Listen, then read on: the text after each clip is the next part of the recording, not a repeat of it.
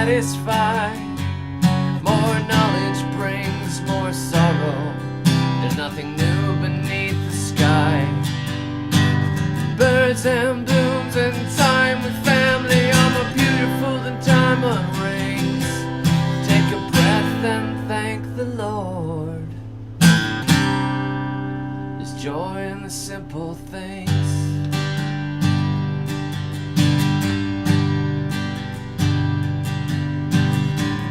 A lily has more beauty than any clothes a king can wear. Birds don't store grain in barns, yet all they need is there.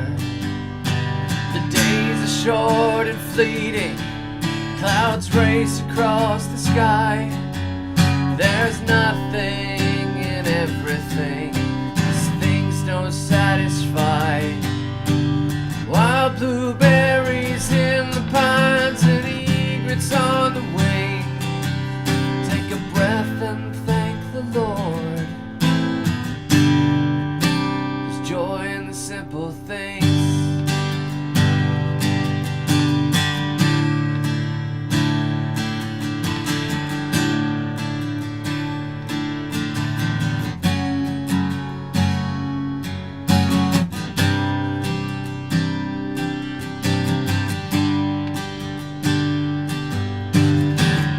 And blooms and time with family are more beautiful than diamond rings. Take a breath and thank the Lord. Take a breath and thank the Lord. There's joy in the simple things.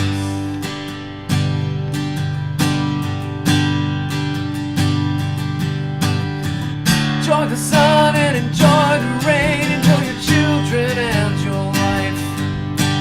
Enjoy the seasons and your work. Enjoy the simple things in life. Enjoy the sun, enjoy the rain. Enjoy your children and your wife. Enjoy the simple things in life. Enjoy the simple things in life. Good evening, everybody. This is listener-supported NPR. That was David the Good with his song, Simple Things. Thank you very much. I'll try not to spill this one. So I was all set up, and I grabbed my guitar, and I was setting up the microphone, and I had this cup of tea that I had just made from the various herbs in our little kitchen garden. A little bit of moringa, a little bit of lemon balm, a little bit of Thai basil. And then I spilled almost the entire thing across my desk. So I spent the last little bit here trying to make sure that I didn't ruin anything on my desk. I had a little drive that I store pictures for the blog on, and that got wet. I think it's okay. And my studio inbox, like it's a music input that my microphone plugs into, got splashed, and the mouse got splashed and everything. But it looks like everything's still working, and I didn't have to turn the computer off. So that was a slight delay. So I'll try not to spill the next one. Anyhow, that's a little song I wrote. It's called Simple Things. I haven't recorded that yet. Alright, so what do we got here? Got a couple of super chats already. Vamroth, 3115. Good gardener, GG. That's awesome. Thank you for the super chat. I much appreciate it. And thank you, Karen, for the super chat at the top. She says, sorry, I'll miss this last one too. Have fun, everyone. And thank you, David, for presenting this incredibly informative series. Well done. Well, thank you very much, Karen. And good luck on getting your house ready to sell. So, hey, look at that. Daisy the Good is here. Hi, Daisy the Good. That is my very own daughter. Alright, guys. So, today we are going to do something a little bit different. This is going to be less formal. I was trying to get through a lot of information. I had a lot of background and ideas and We've talked about grocery row gardening all of this week, but today it will be an open Q&A. We can talk about grocery row gardening. We can talk about everything else you want to talk about. That's fine. Steep happens. Yes, we steeped the tea. Oh my goodness. One of those days. So, if somebody said the other day, you should sing more Bible songs. I'm like, okay, well, I do sing Bible songs, but I like to sing the songs that I write as well, and not all the songs I write are Bible songs, because occasionally you have to sing about things like composting your enemies and other, you know, the normal things of life. Burying dead pets. You know, there's a lot to life. Life is multifaceted. So, anyhow, the weather is cooling off. Somebody also asked me today about why, you know, how this transplanting thing works with putting a transplant bed out in the garden. You know, you're 4 foot by 4 foot. Somebody said, well, won't that get beaten by the weather? Yes, it can get beaten by the weather. If you want to put it underneath a covered area, that's fine. But generally, you know, bad weather events happen, but again, seeds are cheap, so I generally don't worry a whole lot. A lot of times I direct seed directly out in the garden, so it's not that big a deal. I'm not that concerned about it. You know, you can get as complicated as you want to. I'm going to show you guys something here. I spotted this tree earlier today. Let me see here.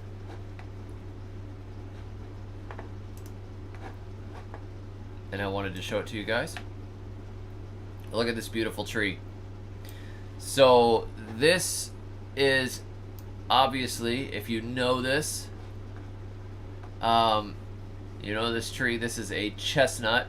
I found this tree growing by the side of the road today, talked to the owner of the property, and I have permission to come back and gather seeds, so I'm going to be planting them.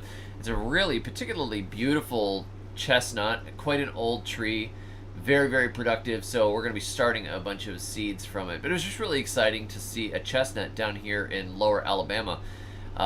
We saw them moderately often up in Tennessee, and you know, this is the first one I've actually seen growing here. There are some in Central Florida as well. Let's see if I get another picture here. I will fit this to the screen so you can see it. Let's see. This is very professional. Check this out. So this is one of my favorite nut trees, and not just because it produces really fast. They're actually quite a delicious and easy to grow nut tree, and they're very beautiful. The tree itself is a gorgeous tree. I'm sure he would let me take cuttings. Very, very nice guy. He actually saved this tree from the power company. That's what a horrible thing. He said that they were actually he said the guy from the power company had the chainsaw at the base of the tree when he caught him. There are power lines running through here. And he said he caught a guy in his front yard with a chainsaw ready to cut this tree down. He said this tree's at least 200 years old. It's been here my entire life. And he said, and I told him, I said, you can move the line, but you're not touching that tree. So, what? Yes, they have super sharp husks. Why would I care about that, Michael? It's awesome. They're awesome. Yes, the chestnut blight wiped out a lot of chestnuts. This one probably has Chinese genes, maybe a full Chinese. It's hard to say. He believed it was over 200 years old. I am writing an article up on the tree with a lot of pictures of it.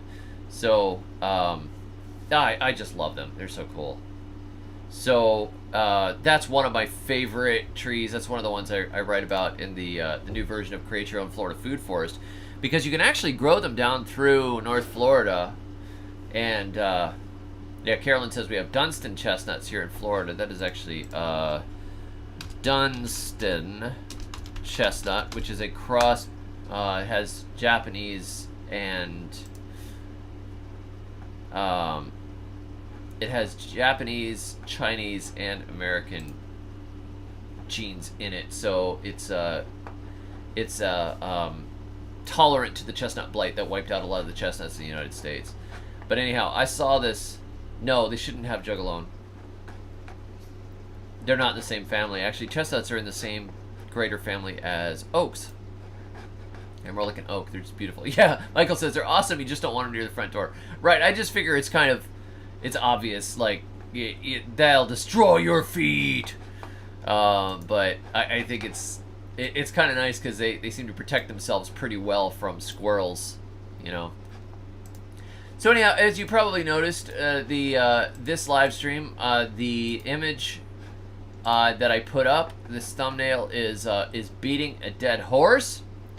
So we have beaten the grocery row gardening idea. I think we've hashed out just about everything there is to say about it over the last week, and that was the goal, was to have to approach it from a tropical standpoint, from a temperate standpoint, to explain how the system works, where the system came from, and some other additions and ideas I had about the system. One other thing I didn't mention is that your grocery row gardens, you know, this is a scalable system to a certain extent. Just by making a bed of perennials of different heights, you can gain some of the benefits of having a forest edge. First of all, like hopefully you've learned this week, you don't have to be afraid of most trees getting too big. With judicious pruning, you can do amazing things, even with trees that are known to get 20, 30, 40 foot tall. So your, like apple trees, for example, an apple tree can fit into a little planter. You can grow an apple tree in a 2 foot by 10 foot bed if you wanted to, by growing the entire thing sideways. If you have a small yard, you do not have to be afraid. If you don't have enough space to do full-on large-scale grocery row gardens, why not plant edible hedges in this way around the edge of your yard? Most people have waste spaces around the edge of the yard where, you know, you've got boundaries, borders. Why don't you plant little fruit trees in there and keep them under control? Take advantage of that space, that 2D space in your yard, and reclaim it. An empty little bed by your back door. You could put in a blueberry, a rosemary, maybe some oregano for ground cover, and now you've got 3 things right there next to your door that are better than one little shrub or some monkey grass or something. So there's some thoughts. Don says, I need some good understory fruiting trees for zone 9B. There's some decent ones. Pawpaws. There are varieties of pawpaws that grow in Florida, particularly Asamina parviflora, which will grow in the shade. Also, you can grow your, most citruses handle the shade okay. And there's another one I really like called grape mahonia. Mahonia. I will spell that for you. It makes a kind of a bitter sweet berry that the birds love it, and it's very pretty.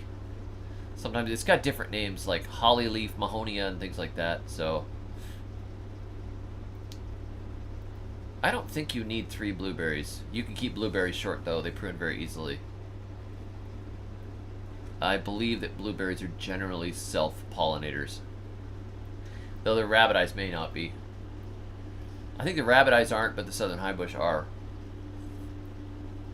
But yeah, you can, I mean, if you're worried about pollination, I always plant more than one thing. I forget that people might have 1 blueberry in their yard. When I say you can put a blueberry next to your house, I mean that's in addition to the 300 other blueberries you've randomly planted over the weekend. But but you can put some here and there.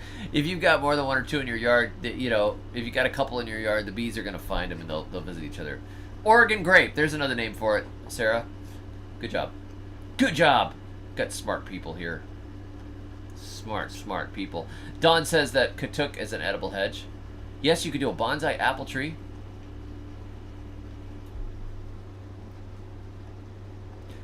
Stix 62 has been getting comfrey and honey locust started. So this weekend, I am starting the new Grocery Row Gardens. Lord willing and the creek don't rise. The area is tilled up, and it's about, I've got space for about 9 beds. Remember, the beds are 4 foot wide, 3 foot wide pathways. I paced it out. I've got space for 9 beds, but one of them is mostly shade because it's next to, well, at one end it's next to a black walnut, and then there's a popcorn tree in there, and then there is a pear tree and another popcorn tree somewhere in the middle. So that side of it is pretty shady, but I think that 9 beds is a good expansion. The previous place had 6 beds, and I'm satisfied with the system. I like the way it works. I like the diversity of species. I like how much food we were getting out of it right away, which is very exciting.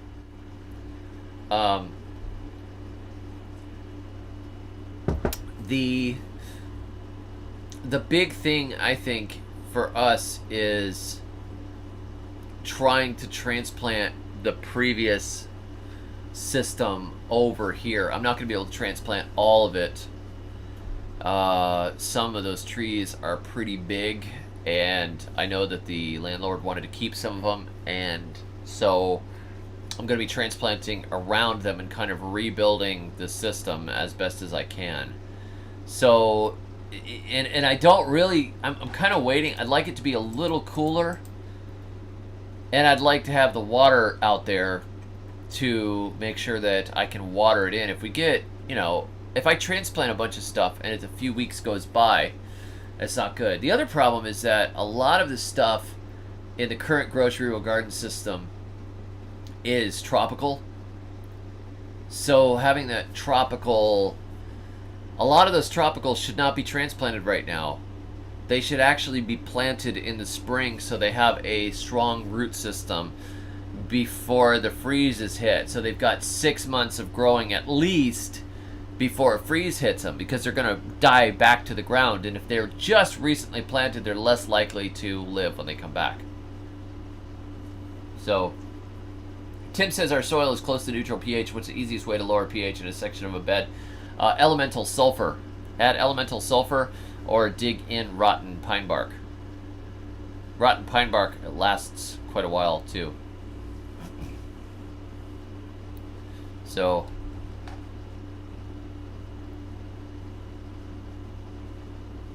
yeah, Pavlov Sheep says you can graft both apples and pears onto Crataegus hawthorn trees. I actually grafted pears onto hawthorns before. I was consulting on a food forest project kind of near Orlando, and the soil out there was so bad. It was, I mean, I stepped over a pygmy rattlesnake. There was actually 2 of them I spotted, but I stepped over one while I was out there. The ground was just all this sand dune type, that yellowy, slightly red sand. It was pines and palmettos with patchy sand and weeds and stickers, and there were those tough scrubland hawthorns growing out there. So the guy wanted to put in a food forest, and I said, man, this is really a difficult environment to put a food forest in. I said, nature is against you here. The geology is against you. The sand is against you. However, if you could get enough mulch, particularly mulch from elsewhere, mulch that has a lot of wood from, you know, deciduous hardwoods, not pine mulch, because that's just kind of doubling down on the problem, but if you could get mulch from deciduous hardwoods, like oak mulch, that would help. But any mulch would help, really. But from different species, that would be better. And he was able to get some mulch. And I told him the other thing you have to have is irrigation, because there's no way you're going to establish some of these tender trees. Particularly, it was hot at that time of year. I said, you want to plant a food forest right now, you're going to need irrigation and mulch, like right away. And so he wanted to plant a bunch of stuff out there. But one thing I noticed was that here and there in his yard were these small hawthorns. And I said, you know what? These hawthorns are already doing well on this soil, and they're going to be doing better than some of the fruit trees that we plant. I'm going to graft some pears onto these hawthorns, if you don't mind. So I did, and they actually took. But I don't know if he maintained it or not, because you have to cut back those hawthorn branches that want to come up again. So it was very interesting. Very interesting. Ross says, tips on where to get Fuyu persimmons that aren't going to cost me $60 for bare root. I've never seen them that expensive, so I don't know. Have you tried groworganic.com and Burnt Ridge Nursery? I got them at the local feed store. Had a bunch of bare root trees this last spring, and they were they were like, like $15 or $20 a tree. It was not much. $37 at Burnt Ridge. Okay, it's still expensive. You might have luck. Check out your local fruit nurseries. So, anyhow, there's a lot that's got to be transplanted over into the system. And the temperate stuff wants to go over in the winter, but the tropical stuff should go in the spring. So I'll probably take a lot of cuttings from the tropicals and try to keep them alive and then just replant. Whew, man. Ed, good job. Ed says, I'm 50 pounds less since 131 on a plant-based diet. I think that changing your diet, almost whatever you change it to, helps reset your system. However, I prefer carnivore or keto because I want the high nutrient density of animal foods. I want to eat organ meats and grass-fed butter and all that kind of stuff. But I think that's fantastic. It's very good. I just don't think. I think a lot of diets, long term, you got to make sure that you're eating like humans were designed to eat. So if you go full carnivore, it will reset your body. But I don't think that we're necessarily designed to eat full carnivore all the time. I don't think people have usually eaten like that in most of history. And going full plant-based is not a way we have eaten through most of recorded history either. So I generally tend to take, the precautionary principle. If it's been done for a really, really long time, it's probably okay, I don't know, but I think that...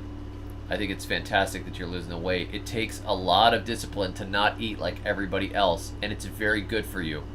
It's very good for you. That discipline to lose that kind of weight will transform your life in other ways that you didn't expect. I think that's fantastic. Yeah, if you're worried about the price of fruit trees, there's a lot of ones you could start yourself, There's a lot of stuff you could start yourself. And there's no time like the present. And it actually doesn't take super long. If you have Japanese persimmons, anybody growing a Japanese persimmon in your area, you can start a bunch of American persimmons. The American persimmons should be dropping on the ground right now. You can take the seeds from those, plant them in flats, and then turn around and graft onto them and get fruit in just a few years. Michael says, I was really wondering what nut trees would really work well. Zone 5/6. Keto is awesome. Hardly ever hungry. I think you should be able to grow hazelnuts there. You should be able to grow chestnuts. You should be able to grow pecans, walnuts, black walnuts. Probably chinkapins. I'd have to double check on that, but there's quite a few. And there are some good varieties of hickory that'll grow there too. Oh, was brought on by a cardiac arrest. Oh yeah. Well, I'm glad you got through it, Ed. Thank you for staying with us. That's scary. Whew. So anyhow, I think that probably with food, the less processed, the better for the most part. So, there are some traditional methods of preparing food, like soaking grains or fermenting grains before you cook them. That takes out some of the phytins and the lectins in beans and grains. That's good. Cooking your sweet potatoes, that's great. A lot of vegetables are better when they're cooked. Most of them are better when they're fermented. There's like these old traditional methods where you're taking whole foods and then introducing more bacteria or fungal life. I really am. I'm a big fan of that. And if you're eating fresh fruits and nuts, and you go and you cook yourself a steak and you have some eggs, everything has gotten very removed from reality. Even the health food stuff is often highly processed. It's like there's a big list of ingredients on it, but it's like organic cane sugar and organic this and organic this, but there's still a lot of stuff in it, and there's a lot of wiggle room for fraud, and I don't really trust big companies all that much. So I tend to think like the closer it is to coming out of your backyard, and the less messed with it is in a factory, probably the better. Thank you, Carolyn. That's the link for Free Plants for Everyone. That's the book I wrote because I had a plant nursery, and it takes a big financial burden off of you planting a food forest when it costs you a couple $100 instead of a couple thousand. Ed, man, wow, 7 to 10 minutes. That is wild. So like our regular meals, I usually have eggs for breakfast. Fried in animal lard. People are already like, oh my gosh. And I have sauerkraut on the side, live fermented sauerkraut, and usually some homemade cheese. I drink black coffee. Sometimes I will drink a glass of raw milk with breakfast. We do eat sardines out of tins. I like sardines, so I will have tin sardines. I think that since I can't get fresh sardines, I like to add kelp meal to my food because I figure if it's micronutrients for the soil and for animals, it's probably pretty good for me too. I don't eat a lot of sweet fruit. I don't really like sugar all that much. So we'll eat citrus when we have it. And generally, I plant a lot of citrus trees, and it's frustrating to me that I've moved a couple of times because there are fruits at all of my previous homesteads that I'm not eating and that I planted for the future. But I like eating citrus. I'm allergic to most fruits, but I'm not allergic to citrus. So, I try to get farm eggs when I can. Right now we've got our chickens back, and they've just started laying again. It was hot. They did not like being moved, and they quit laying, but we've got them back on oyster shells, and they've gotten a lot of compost, and they've started laying again, which is good. We're also getting Muscovy duck eggs. The ducks like to lay next to our door, which is cool. We get a lot of dairy right now. We get 4 gallons of milk a day out of the cows, and that is turning grass into very high quality food. I don't really like lentils. I actually don't like beans in general all that much. I like green beans, but I find beans to be like a good survival storage food. But and I don't mind. I like black beans. If I'm gonna eat beans, I like to soak them in some whey or some kefir water, like purified water that doesn't have chlorine and fluoride in it or any of those chemicals. I've got a Berkey water filter on my counter that takes out all that stuff. I'm trying to maintain my virility. And I'll take a little bit of that water and I'll put in this elixir called kefir. It's full of all kinds of natural bacteria that gives you incredible vitality, restores gut health. So I will soak it overnight, which I think helps break those beans down, and then I will eat the beans when they're cooked. Same thing with most grains. I don't really eat many grains. Cover crop only. Yeah, the beans are usually a cover crop for me. I really like tropical fruit a lot because I'm not allergic to most tropical fruit. I am allergic to most temperate fruit. But tropical fruit, if I have available, if there's a mango tree available, I will eat so many mangoes. Yeah, so far so good, Hugh. Lady Hammer says, I started peach trees in pots. They're about 12 inches tall right now. When should I put them in the grocery rows? I would plant them as soon as they go to sleep. Unless you want to, I mean, you could plant them in the spring. When they're dormant and you put them in there, even if they're 12 inches tall, they will literally get to 6 feet, 8 feet this next year. And they fruit so fast. I have had them bloom at 18 months old from a pit. So I would plant them in there as soon as you want to. I love those seedling peaches. I have never had a bad peach grow off of a seedling peach. If the parents are good, if the parent is good, the peaches are good. Now you'll get crummy peaches if you have a rootstock peach. One of those ones that is bred simply to be nematode resistant, etc. You could get some blah peaches. But if the parent is a good peach and you plant the pits, chances are you're going to get good peaches. They just won't be exactly like the parent. Generally. Some of them will be. They actually do pretty well, so. Iwan says, so I made the legendary patented Dave's Fetid swamp water with Mexican fireweed. It was lit. It was fire. That's a very great use of an emoji there. Thank you. Jeff says, been using my kefir strainer wash water for fetid compost bin before it goes to the worms. So, awesome, Lady Hammer. Thank you.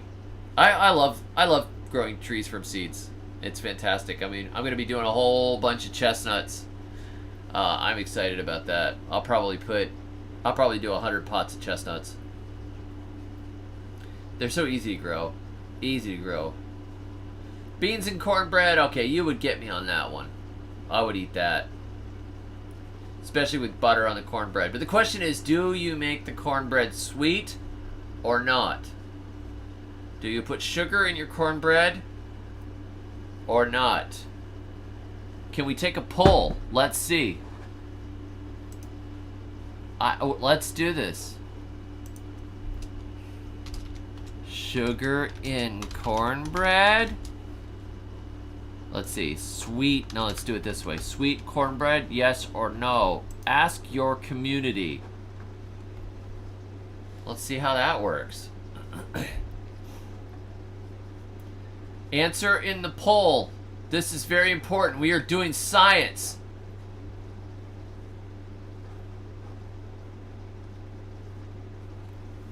Have I ever burned Brazilian pepper trees to make biochar? Do they make poisonous smoke? Oh yes, very poisonous smoke. Somebody just wrote me the other day and said that a firefighter had to go to the hospital after inhaling the Brazilian pepper tree smoke. I know they're quite toxic. It's a dangerous family in general. I have not burned them. Chances are, if they were completely dried out, you might be able to burn them.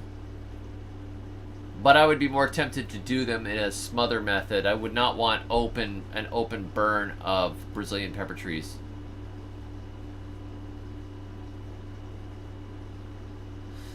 Ivan says, isn't corn sweet? Well, grain corn is not sweet. The corn that we make cornbread from is a grain corn, so it's starchy. It's a meal and a dessert all at the same time. Oh, wow. Let's see. So what are we up to? Wow, there's more people on the sweet side right now. We've got 54% sweet to 46% not sweet. We're 96 votes in right now. 97 votes. Wow, I guess we don't have a lot of Southerners in here. That's hilarious. Jeff says, I'm from MO, my wife from PA. She does unsweet tea, sweet cornbread. I grew up with sweet tea, unsweet cornbread. It's funny, when I went to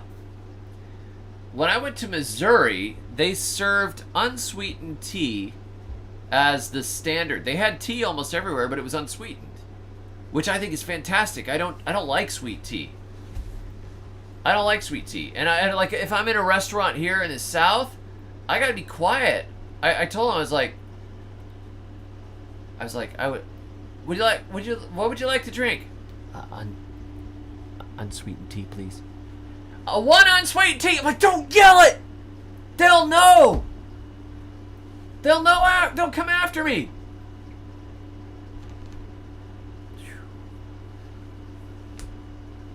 I don't like sugar that much. Like I said, my kryptonite is cheese dip.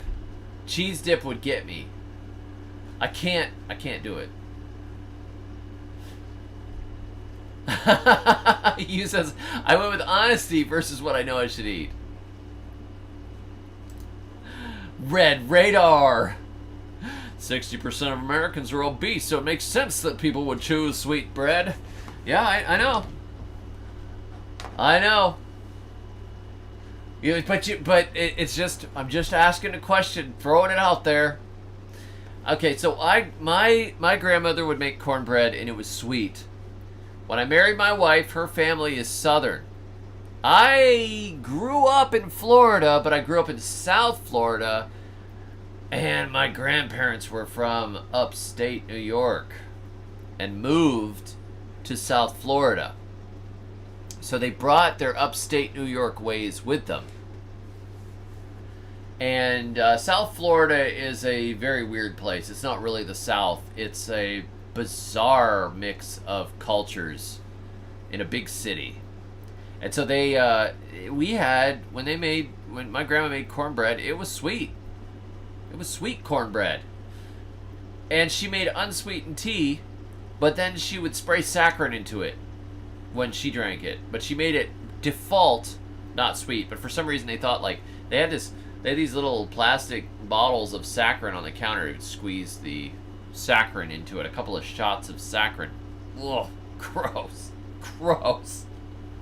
But I would drink unsweetened tea and eat sweet cornbread. Now, I met my wife. My wife likes sweet tea, but she told me that my sweet cornbread was Yankee and unacceptable. She would not make it that way. She would not make it that way. So now I've come around. I mean, I didn't like sugar that much anyways, but I did like my grandma's cornbread, and I thought that was the way cornbread was supposed to be. But now if we have cornbread, it's not sweet. So it looks like sweet cornbread is winning at 56% to 44%. This is such a useful channel, guys. This is science here. Thank you very much for this live poll of a definitely unbiased audience. This is an exact representation of, it's a cross-section of America right here. I'm absolutely sure this is a completely scientific poll.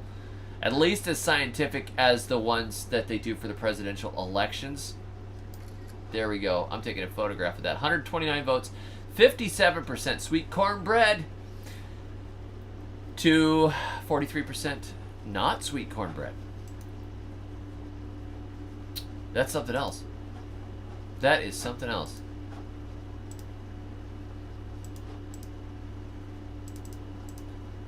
Huh.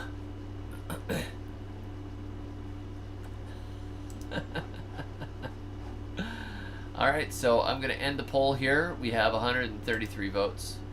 57% to 43%. Wow. That is incredible. Leftover cornbread and a bowl of buttermilk sounds good.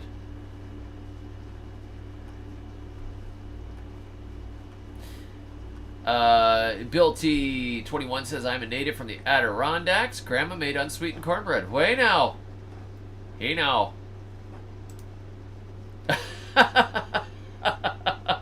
Amy, thank you. Your your profile picture just makes me laugh. Oh my goodness. That dog even has a mole. Thank you. That is very generous of you, Amy. We're just this Friday night goofing around. I did nothing to earn that. Thank you very much. Butter or honey butter? Oh, butter. Butter.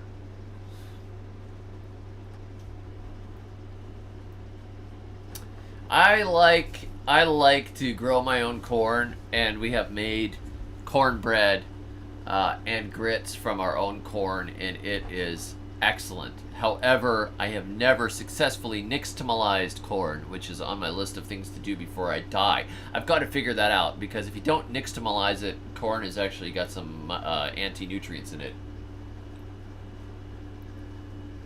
Green Country Agroforestry says unsweet cornbread might be more of a hill folk thing than a southern thing. That's an interesting thought. Could be. Pineapple upside down cake with cornbread base. That's the answer, pineapple haters.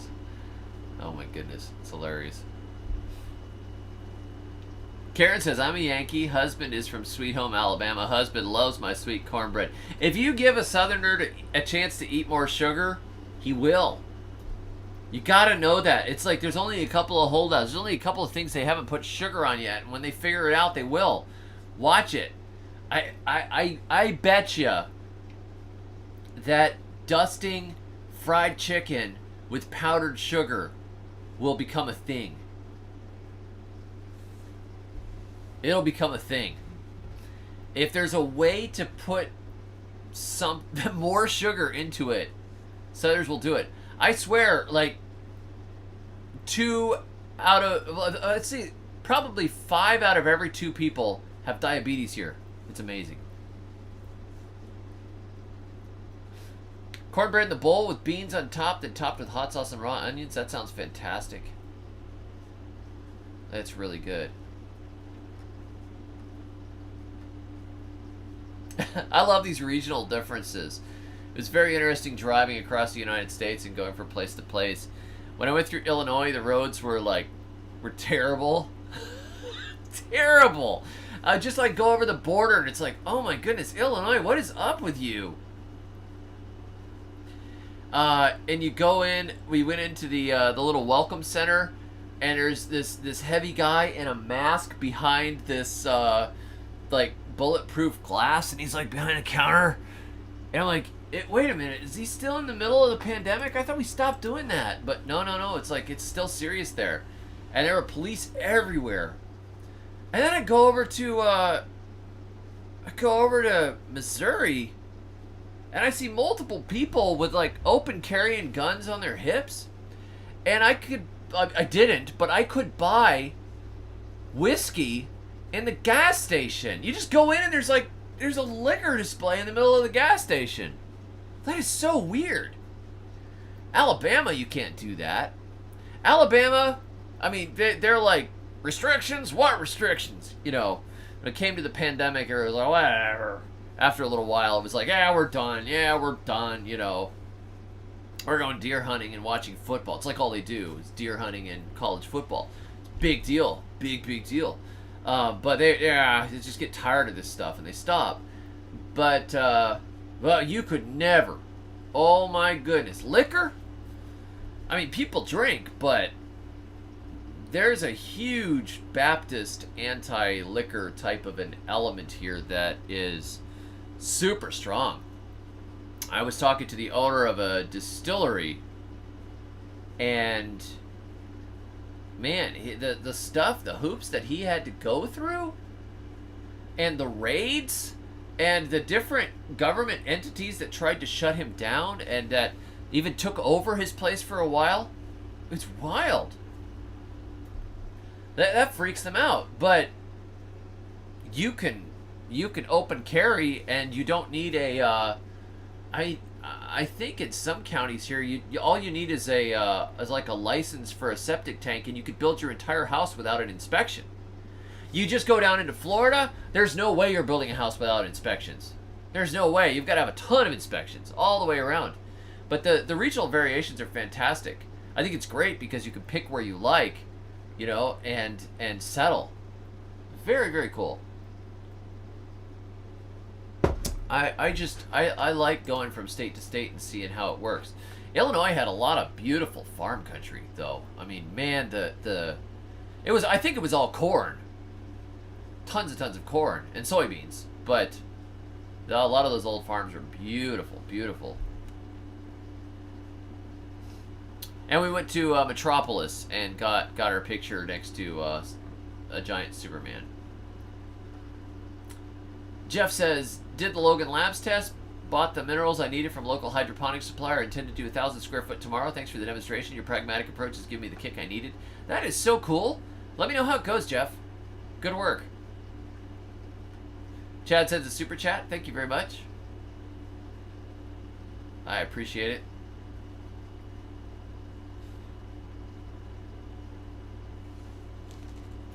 Joe says, I've taken a liking to Korean street toast made with shredded veggies, binded by an egg, and on top of the toast and egg patties, you sprinkle sugar on top. Wow, that sounds interesting. I thought you were down in Mexico, Joe. Korean street toast. The majority voted for sweet cornbread? Obviously, the poll used Dominion machines.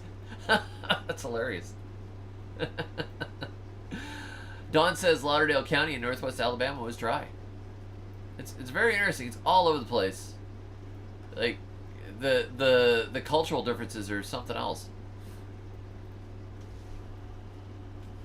I have Ward said, today my husband and I were cleaning out under brown turkey figs and pulled and cut out all these woody weeds. I decided to look it up and see if I could identify elderberry. Really? Yeah, you know, I pruned a fig for one of my previous neighbors, and there was an elderberry growing right through the middle of it. Maybe elderberries like figs. It was growing right through the center, and there was no way we could pull it out because it was right alongside the trunk. We just had to chop it out. Vamroth 3115 says, I've just started my grocery row 2, finally got soil built up on extremely rocky clay. We had that problem in Tennessee. We went a foot high with mulch and leaves and straw and all kinds of stuff to let it rot. Let it rot down and loosen that up a little bit. That's tough.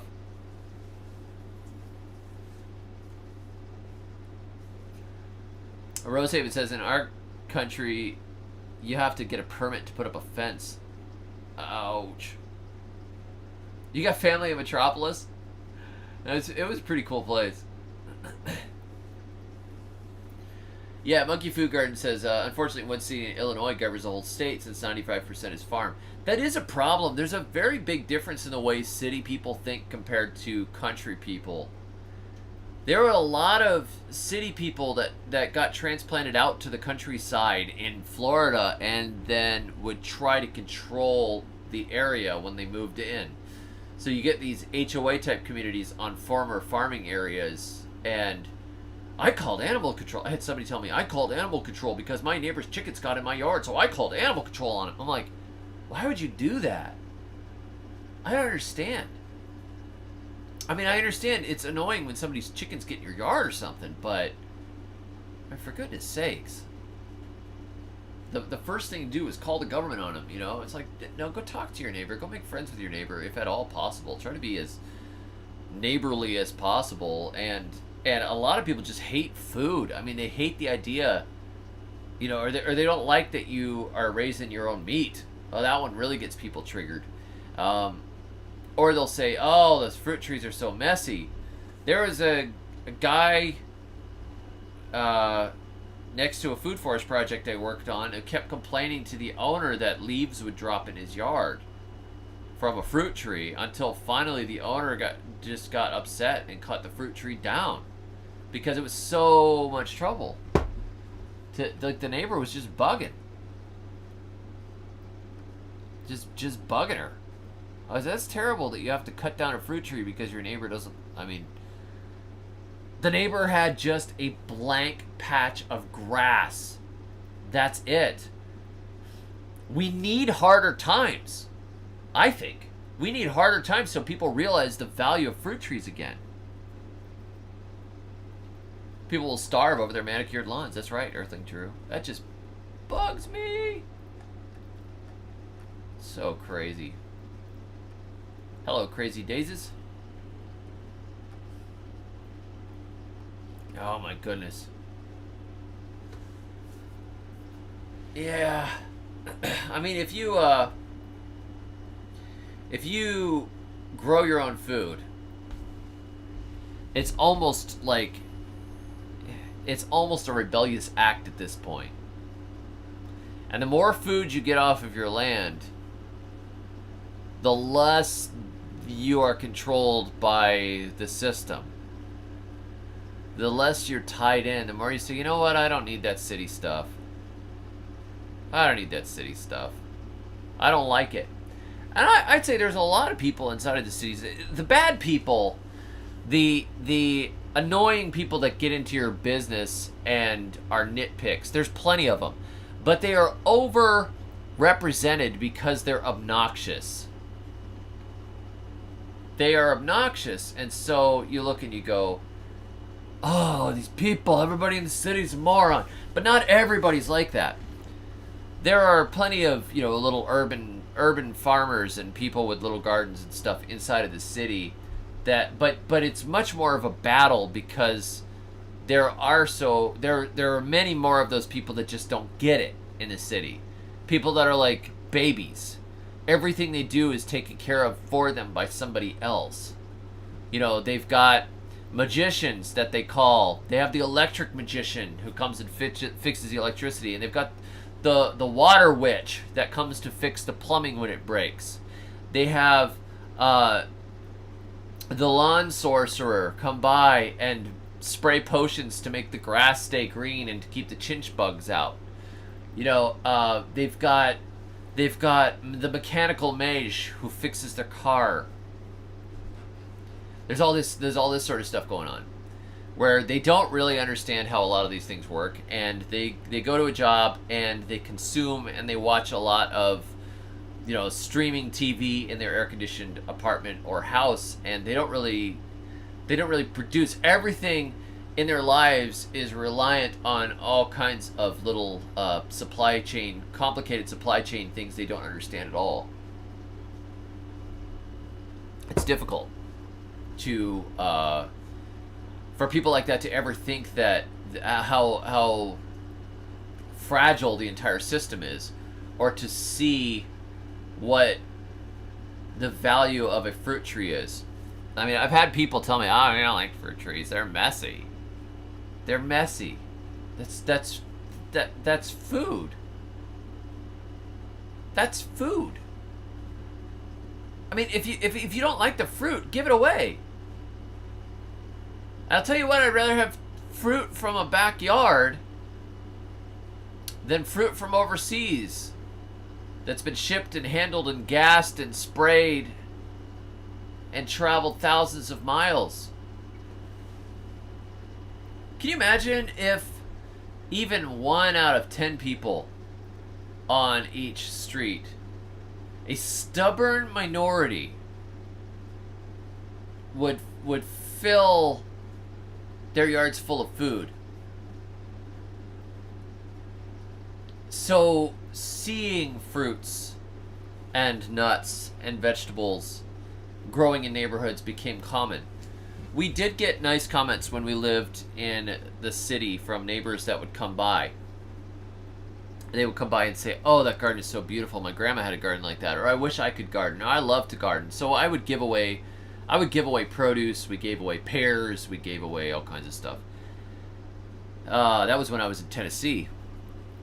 I lived in a little 1/3 acre house. And we had a big garden in the backyard. And we gave away a lot. We shared a lot of cuttings. And people would come by and say that they loved it. Yet, the city cited me for overgrowth because I was letting flowers grow in the front yard in the spring. Unsightly overgrowth, and said that they would fine me if I didn't cut it. Terrible. Terrible. There's so much abundance that was given to us if we simply grasp it. Think of how many... Well, imagine if there was only one lemon tree in the entire world, right? How valuable that would be. The idea of what could you do with lemons? Lemon zest and lemon in your water and lemon meringue pie. What a marvelous thing it would be to have that incredible sour vitamin C rich fruit for the first time. To see those golden lemons hanging on this beautiful green citrus tree. Everybody in the whole world would want one. But you've seen it a lot of times. You kind of got used to it, and we just sort of lost the wonder of it. And there's a slice of lemon in your unsweetened tea when you go out to the restaurant, or in your water. You get a slice of lemon in your water. The lemon has a seed in it. You could start your own lemon tree just by picking that lemon wedge out, squeezing one of those seeds out onto the napkin, and taking it home in your pocket. Plant it and grow your own lemon. But most people never think about how magical or beautiful it is that a lemon even exists. We could be like some species of caterpillar and eat nothing but one particular bitter leaf our entire life. But no, there's this incredible palette of beautiful things. And many of these beautiful things have so many seeds, there's no way you could ever plant and grow them all. Each lemon comes with 6 or 8 or more potential lemon trees inside of it. And there are hundreds of those on a single tree. I planted about 50 pomegranate seedlings out of one pomegranate, and there were still plenty more seeds that I just had to get rid of. Good to see you, Wendy. Thank you. It's pretty amazing. The sheer potential abundance. It just, down in South Florida in particular, it really bothers me because there's this beautiful warm climate with abundant rainfall. You can grow coconuts in your yard. You can grow mangoes in your yard. And people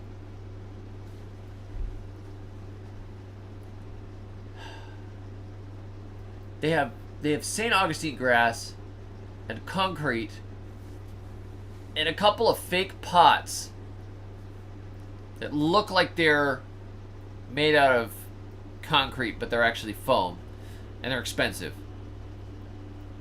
And maybe a non-edible palm tree. And it goes for miles. These banks have these great big green lawns around them, with trees in the lawns. In a climate where you can grow thousands of edible tropical plants, you have all kinds of boring and often toxic ornamentals and grass.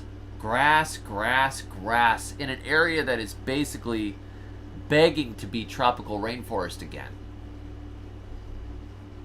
I just can't, it just bugs me. Every time I go down there, I say, man, give me a piece of this and let me plant it. There's a lot of you that are good gardeners that are dealing with that sort of city thing and are planting. And we will make a difference. One piece at a time. You have control over what you have control over. If you have dominion over a little piece of ground, that's your dominion. You know, and you plant it up, then you share fruit with the neighbors. You let, your kids grow up eating it. Your friends grow up with your fresh food. And if you start lots of seeds and cuttings, you can give them away and get other people doing it. It's pretty crazy. Pastor Don says, I hear you. I encounter hungry people all the time in our ministry. In a place where you can just throw seeds on the ground and get free food. God help us. We've been abundantly provided for. There are huge resources available to us. I see all the dirt, all the soil as just it's like an adventure. You can pull a huge variety of amazing and beautiful things out of the soil. Whether that's lumber to make beautiful furniture out of, or whether it's medicinals to heal you, to give you strength, whether it's coffee to give you the ability to wake up in the morning, or fruit, which is better than candy, or roots that'll fill you up, or a space for animals to graze and make butter and steak. So much potential abundance just in the soil. Every little patch of soil, I look at it like, wow, what could I do with that? What could you do with that? I mean, I almost have too much space where I am now. I'm just getting started. I had 1 acre in North Florida, and I thought, 1 acre? I always thought I want 10 acres or 20 acres, or even, you know, maybe not more than 20 acres. It seems like it's excessive. I don't necessarily want to get into having to run around with a giant tractor and ATVs and stuff. Though I might enjoy that. I don't know. But I wanted enough land that I could manage well. And that 1 acre, I planted the front of the yard with a food forest, and the back of the yard I had garden beds in, and I still had extra space. There was extra space everywhere on that acre that I could have planted more in. And I had 70 fruit trees or so. You know? All metals come from the soil too. Oh yeah, you could dig for good stuff. Goats of War says, me too, we're rebuilding on 7 acres now after losing our farm in Wyoming, now in Washington. I'm sorry that you lost your farm. Washington is beautiful country though. Richard Kerr says, try to manage a 1/4 acre first. Yeah. Steve says, David, how do you store dry corn? Is there a process? Yeah, what I do, I had 70 fruit trees on a 1/2 acre. Yes. The back, there was 1 acre total, right? But I put 70 fruit trees in the front yard. That's all over the place. For dry corn, I harvest the entire ears, and I put them in my house to dry for a few months. I just put them up on a shelf or in an open spot where the air circulates around them. And then when they have dried out to a pretty good level, and they crack easily, we just crack corn, drop them all out, and then that's it. And then we just put them in containers. Goats of War says, I'm having trouble getting my tobacco to cure without drying. That's definitely a problem. We had, a humid barn area that I just hung it up in the top of my barn in North Florida, and then I just hung it in the windows of our apartment down in Grenada in the Caribbean, and I let the sea breeze blow past it. It was always moist, and so it never really dried out all the way. Everything was sticky all the time. Hey, North Florida Bear. Nice to see you. Earthly Drew says, we need our septic guys to start emptying their trucks in unused land. Yeah, that sounds familiar, doesn't it? That's a reference to Garden Heat. If you guys haven't read Garden Heat, a Jack Broccoli novel, I think you'll find it entertaining. Dr. TikTok says, I have 2 shoots coming up from a single avocado seed I planted. Should I clip one? Yeah, or just braid them together. Probably don't need both of them. Must be polyembryonic. Brian says, David, my wife and I just watched your swamp water fertilizer video. How long does it take before you can use it after you start the barrel? I usually wait a couple of weeks for it to rot down pretty good. But it apparently gets better as it gets older. At least that's what the Koreans say. They'll age it for months sometimes. But definitely thin it out, at least to start with. I will see if Grocery Road Gardening is on the Good Book site. One second. No, you can buy off Amazon. If you do not wish to support Amazon, this is my other That's direct from the printers, but it's not as reliable, I have to tell you. Somebody said that they bought direct from the printers and then they didn't have a tracking number and their book got lost. But, you know, if you, it's hard to not deal with Amazon. I was telling somebody, I said, why would you be on Amazon? And I said, trying to be an author and not use Amazon is like trying to be a truck driver and not use the interstate. It's very difficult. Hey, just make sure you thin that swamp water out to begin with.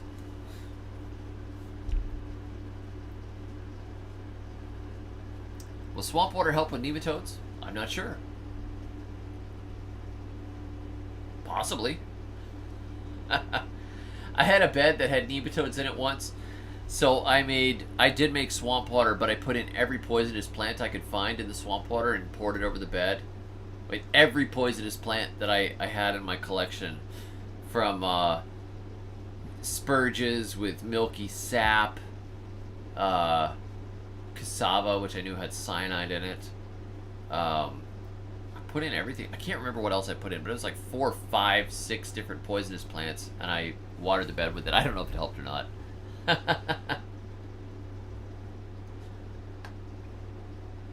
Pastor Don says, I'll be giving away 2,700 pounds of cabbage next week in our ministry. That's awesome. Guess I need to do a how to make sauerkraut seminar. That's a great idea. If you make sauerkraut out of your cabbage, the vitamin C becomes much more available and it becomes better for you. It also helps heal your gut. We've got a gallon of sauerkraut fermenting on the counter right now. Yeah, Amazon or direct from the printer, it doesn't really matter to me. I make about the same amount. I make a few bucks either way. Thank you.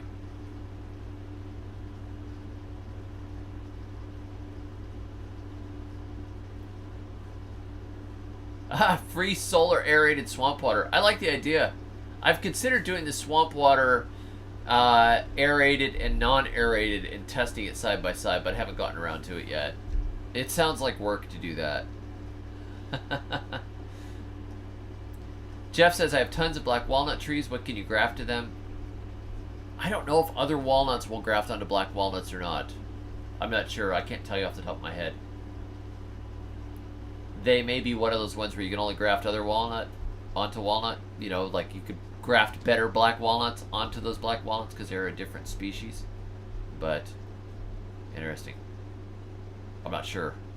I don't know. I mean, they're related to hickories, pecans, butternuts, and English walnuts, but they're a different species. Ed says, would you do a grocery row in a greenhouse? Possibly. In a greenhouse, I try to maximize my space as much as possible. So I would... It's hard to say. I would probably make the paths less and try to pack in as much stuff as possible. A $30 solar aerator on Amazon. That's fantastic. Oh, if you guys want to... Somebody asked about where can we post pictures of our gardens, etc., where we could share it. I am on freesteading.com, which is a homesteading website. There is a David the Good forum over there, which I have to visit like every once in a while. I'm not very good at social media, but I did join, and I do have a forum over there, and I'm working on it, trying to be social. So there are almost 9,000 members over there at Freesteading. It's still in beta right now, but there is a pretty good there's a pretty good group of people over there already. You know, Deep South Homestead is over there. Billy from Permanent Pastures. Pete Canaris is over there. So Tim says, is it too early to prune a 7-month-old fig? No. That's fine. You could prune it. They actually respond well to pruning. It's just, you may not want to prune now because we're going into winter and it won't have the good winter protection. It'll be hardening off right now, and if you prune it, you may encourage new growth, which might kill it because it'll freeze off, and that wouldn't be good.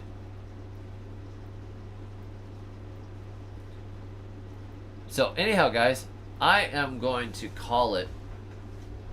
I did change my name back to David the Good. I got tired of the survival gardening channel with David the Good. It was too long. I'm just simple old David the Good.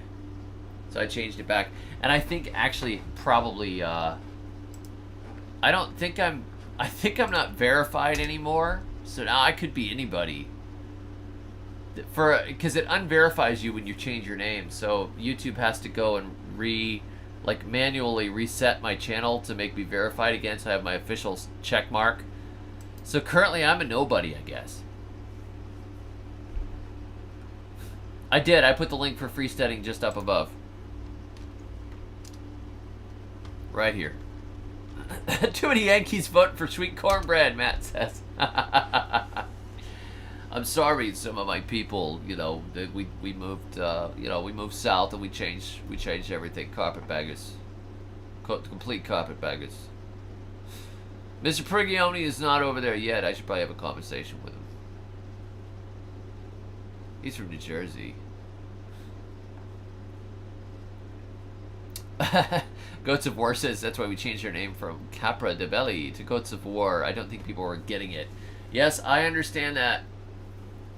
I'm actually reading Livy's History of Early Rome right now, and I wish I could read it in the original Latin, because I'm sure it's lost some in the translation, but I can't read Latin, so I could just read the Latin names. I took Latin in high school, homeschooled, but I didn't learn how to read it properly. Let's see. Here's Scrubfest 2022. I see Dr. TikTok has mentioned that a few times. You can come over to Scrubfest. I am doing a food forest seminar there in North Florida.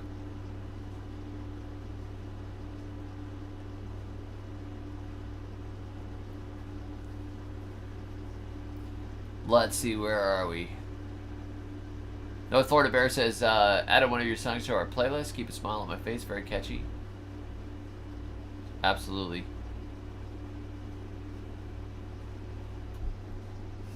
Carolyn says, can we pray for Brian? I actually prayed for Brian in the last thread, and we have been praying for him. My brother Brian, if you guys don't know, is facing a heart surgery coming up here. He's 3 years younger than me. He runs the Flannel Farms YouTube channel.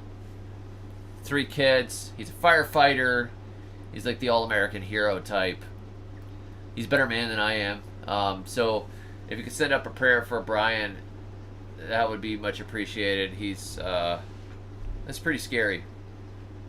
It's real soon here, so yeah, pray for him. There was a faulty valve that they've got to try and fix, and we need that back. Let me see here.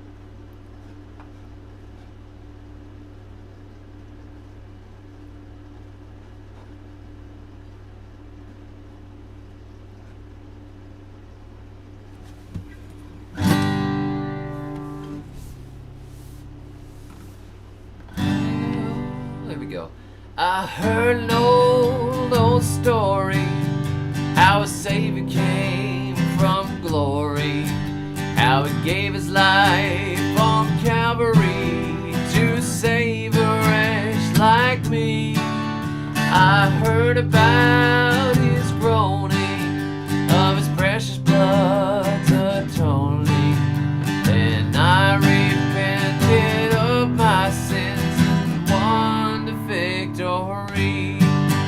Oh, victory in Jesus, my Savior forever. He sought me and bought me with his redeeming blood. He loved me ere I knew him, and all my love is due him. He plunged me to